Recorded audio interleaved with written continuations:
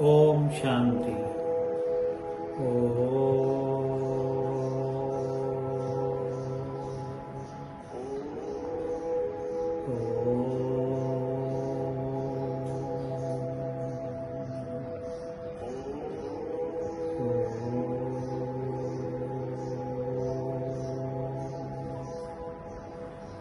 ओम का मतलब है, बाबा ने बताया है कि मैं आत्मा शांत स्वरूप ईश्वर शिव बाबा परम पिता की संतान हूँ।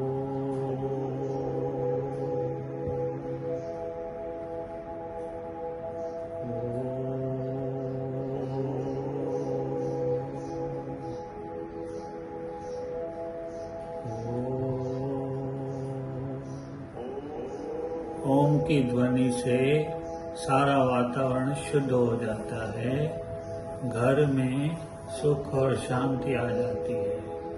ओम शांति, ओम शांति, ओम शांति।